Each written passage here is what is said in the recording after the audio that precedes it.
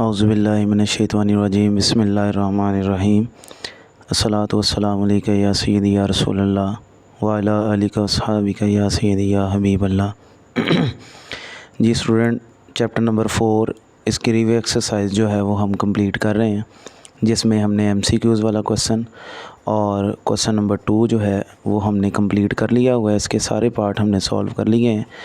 आज हमने जो है वो क्वेश्चन नंबर 3 जो है वो स्टार्ट करना है। फाइंड द एलसीएम, ज़ुअज़ाफ़कल मालूम करें एंड एचसीएफ और आधे आज़म मालूम करें, हाईएस्ट कॉमन फैक्टर। तो ये इसके टोटल 4 पार्ट हैं, 1 बाय 1 इसको डिस्कस करते हैं। जबकि एलसीएम जो है ये 2 और मोर अलजेब्रिक एक्सप्रेशंस में कॉमन और नॉन कॉमन फैक्टर का प्रोडक्ट होता है, और जो एचसीएफ होता है ये सिर्फ़ और सिर्फ कॉमन फैक्टर का जो प्रोडक्ट लिया जाता है वो एचसीएफ होता है। तो इसके जो पार्ट्स हैं 1 बाय 1 मैं आपके सामने डिस्कस करूँगा।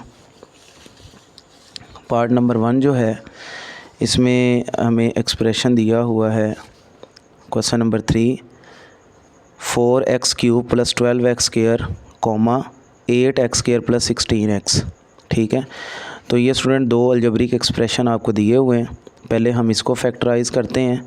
तो इसमें से देखें जो मिनिमम पावर है वो x की 3 और x की 2, यानी x की 2 मिनिमम पावर है, और ये दोनों जो नंबर हैं ये 4 पे डिवाइड हो जाते हैं, यानी इसमें से 4x² जो है वो हम कॉमन निकाल सकते हैं।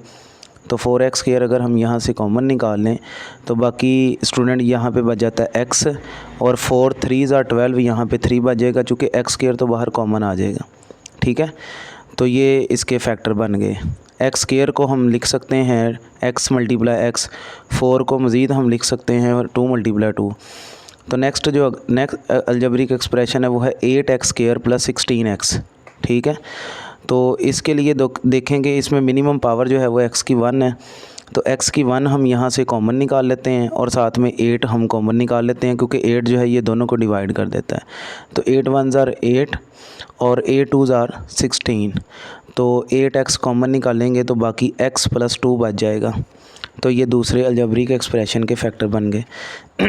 अब हमने इन दोनों में कॉमन फैक्टर्स निकालने हैं। पहले तो 8 जो होता है स्टूडेंट, 8 को हम लिख सकते हैं 4 × 2। ऊपर भी 4 है, नीचे भी 4 है इसका, तो एक तो 4 आ गया कॉमन फैक्टर।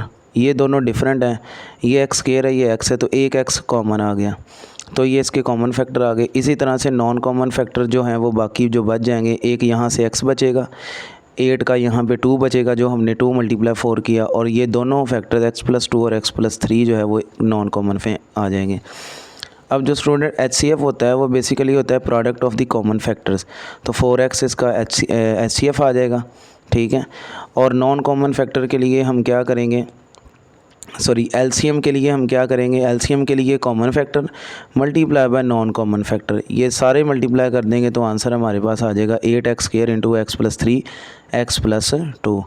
तो ये शॉर्ट क्वेश्चन एलसीएम का पूछ सकता है या HCF का पूछ सकता है। ठीक है, दोनों भी पूछ सकता है, उसकी मर्ज़ी है पेपर बनाने वाले की। तो सेकंड पार्ट जो है स्टूडेंट वो देखें। सेकंड पार्ट में हमारे पास 2 अलजेब्रिक एक्सप्रेशन है, एक x³ में है और x² में है। जो x³ वाला है इसमें से आप पहले x कॉमन निकाल लें, क्योंकि मिनिमम पावर x की 1 है, तो x की 1 पावर कॉमन निकल आए अगर, तो क्यूब वाला x² में चेंज हो जाएगा, x² वाला x में चेंज हो जाएगा, और जहाँ पे x था वो वहाँ पे सिर्फ कांस्टेंट रह जाएगा। तो स्टूडेंट अब आपने क्या करना है जी, इसके फैक्टर बनाने हैं। इसके फैक्टर बनते हैं जी, मल्टीप्लाई करें तो माइनस का 4 आए, प्लस माइनस करें तो प्लस का 3 आए, तो 4 1 = 4, 4 आपने प्लस का लेना है, और मल्टीप्लाई इसको करना है जी -1 से, तो -4 भी आ जाता है, 4 में से 1 निकालें तो प्लस का 3 भी आ जाता है। ये इसके फैक्टर है। ठीक है, 4x - x। ठीक है, तो इन दोनों में से x कॉमन आ गया, x + 4 रह गया, यहाँ से -1 कॉमन आया, x + 4 है, ये x + 4 कॉमन आ गया, बाकी x - 1 बच गया। ये इसके फैक्टर बन गए। अब इसको जो है वो मल्टीप्लाई करें तो प्लस का 3 आए, वैसे माइनस का 4 है, तो माइनस का 3 माइनस का 1 करें तो माइनस का 4 भी बनता है, और अगर मल्टीप्लाई करें तो प्लस का 3 भी आ जाता है। तो x कॉमन निकाल लें, बाकी x - 3 रह जाएगा। इधर में से आपने -1 कॉमन निकालना है, सिर्फ साइन चेंज होंगे, नेगेटिव पॉजिटिव, पॉजिटिव नेगेटिव हो जाएगा। ये दोनों सेम है, ये कॉमन निकाल लें, बाकी x - 1 बच जाएगा। ये इसके फैक्टर, ये 2 टिक जो मैंने लगाए हैं इनमें से अब आपने पहले कॉमन फैक्टर देखने हैं। तो कॉमन फैक्टर सिर्फ x-1 है दोनों में, और यही इसका HCF होगा। और इन दोनों के अलावा बाकी ये और ये जो बचेंगे x × x+4 और x-3 ये नॉन कॉमन फैक्टर्स आ जाएंगे। HCF जो होता है वो बेसिकली कॉमन फैक्टर्स होता है, जैसे कि x-1 और x-1, तो ये इसका आ गया जी कॉमन फैक्टर, और यही इसका HCF है। और नॉन कॉमन फैक्टर भी लिखे हुए हैं। कॉमन और नॉन कॉमन को जब हम मल्टीप्लाई कर देंगे, ये सारा ये भी यहाँ लिख देंगे और ये वाले भी यहाँ लिख देंगे, इनको मल्टीप्लाई करेंगे तो ये हमारे पास इसका LCM आ जाएगा। सारे आपने इसी तरह से तरतीब से लिख देने। ये था पार्ट नंबर 2। अब देखें जी इसका पार्ट नंबर 3। पार्ट नंबर 3 जो है इसको भी आप प्लस करें तो 8 आए, मल्टीप्लाई करें तो 16 आए, ठीक है। तो बेसिकली इसमें आप फैक्टर भी बना सकते हैं वैसे, तो मैंने इसका स्केयर कंप्लीट कर दिया है, ठीक है। ये देखें x स्केयर है ना, तो x को होल स्केयर कर लें, 16 को 4 का स्केयर कर लें, तो a की वैल्यू आपके पास x आ गई है और b की वैल्यू 4 आ गई है। प्लस है दरमियान में, प्लस लगाएं 2, a की वैल्यू x और b की वैल्यू 4, a का स्केयर प्लस b का स्केयर प्लस 2ab, x + 4 का होल स्केयर बन जाएगा। आप इसको 2 बार भी लिख सकती हैं, यानी x + 4 और x + 4, ठीक है। दूसरा फैक्टर x² - 16, इसको आप बनाएं x² - 4 का स्केयर। 16 जो होता है ये 4 का स्केयर होता है। इस पे आप आइडेंटिटी यूज़ करें 1 टाइम माइनस और 1 टाइम प्लस वाली, तो ये इसके फैक्टर आ गए, ये फैक्टर आ गए। दोनों में कॉमन क्या है, x + 4, तो ये कॉमन फैक्टर, x + 4 और x - 4 ये नॉन कॉमन फैक्टर आ गए। तो HCF जो होगा वो बेसिकली आपका कॉमन फैक्टर ही होगा बस, तो ये इसका HCF आ जाएगा। इतना सवाल HCF पे ख़त्म हो जाएगा। नॉन LCM निकालना तो उसके नॉन कॉमन फैक्टर्स भी लेंगे, ये कॉमन फैक्टर है, ये नॉन है, तो इन तीनों को आपस में आप इस तरह से मल्टीप्लाई अगर करें तो x + 4 बेस सेम है, पावर ऐड कर दें तो ये 2 पावर हो जाएगी, तो ये इसका LCM आ जाएगा। लास्ट पार्ट इस क्वेश्चन का x³ - 9x है और x² - x - 6 है। तो x³ - 9x में से आप x कॉमन निकालें, बाकी x² - 9 बच गया। 9 जो होता है ये बेसिकली 3 का स्केयर होता है, तो आप इसको 1 टाइम माइनस 1 टाइम प्लस कर लें, तो ये फैक्टर आ गए इसके। मल्टीप्लाई करें तो माइनस का 6 आए, वैसे माइनस का 1 आना चाहिए, तो 3 2s are 6 ये फैक्टर सीधे सीधे इसके हैं, ठीक है। तो ये मैं पहले भी आपको हर लेक्चर में तकरीबन रिव्यू एक्सरसाइज में बताता होता हूँ कि ये आपके लिए असाइनमेंट होती है। तो चलें खैर सॉल्व करके देने का मकसद ये है कि चलें अगर आपको कहीं ख़ुद करते हैं तो कहीं मिस्टेक होती है तो आप जो है वो यहाँ से क्लियर कर लेंगे। तो यहाँ से x कॉमन आ जाएगा, 3 2s are 6, माइनस का 6 भी आ रहा है और माइनस का 1 भी बन जाएगा ये, ठीक है। इधर से इधर ये स्टेप इसका, x कॉमन निकाला x - 3, प्लस का 2 कॉमन निकाला x - 3, x - 3 कॉमन निकाल लिया, बाकी x + 2, तो ये फैक्टर आ गए। अब जहाँ पे मैंने टिक लगाए हैं इनमें कॉमन फैक्टर क्या है, x - 3, तो ये कॉमन फैक्टर आ गया। बाकी x + 3 और x + 2 ये नॉन कॉमन फैक्टर में आ जाएंगे। तो HCF जो होता है वो बेसिकली कॉमन फैक्टर होता है, तो यही इसका आंसर है x - 3। LCM जो होता है उसमें कॉमन फैक्टर भी आने हैं, नॉन कॉमन भी आने हैं, तो ये पहले कॉमन लिख दिया, फिर ये सारे नॉन कॉमन लिख दिए, इनको मल्टीप्लाई किया, तो बस आपने इनको तरतीब से लिख देना क्योंकि ये सारे डिफरेंट हैं। x × x + 2, x + 3, x - 3, हाँ ये जो है इसको आप ज़्यादा से ज़्यादा लिख सकते हैं x² - 9, तो अगर यही आंसर हो तो ये लिख लें। अगर इसका आंसर इस तरह से हो x + 2 और x² - 9, तो ये भी आंसर इसका ठीक है। तो ये था आपका क्वेश्चन नंबर 3। तो इसके बाद है जी क्वेश्चन नंबर 4। क्वेश्चन नंबर 4 में कहता है जी find square root by factorisation.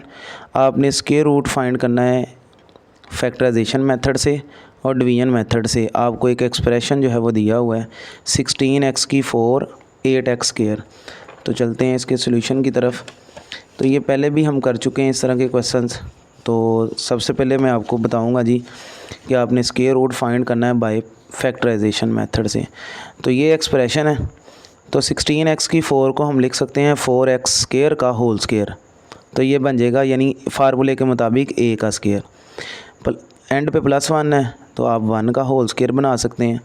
तो फार्मूले के मुताबिक a² यानी 4x² प्लस b² यानी 1 का स्क्वायर, और दरमियान में क्या आता है +2 a की वैल्यू एंड b की वैल्यू, तो ये a प्लस b का होल स्क्वायर हो जाएगा। Taking square root on both side, तो इसके ऊपर भी स्क्वायर रूट आ जाएगा ये, और इसके ऊपर भी स्क्वायर रूट आ जाएगा।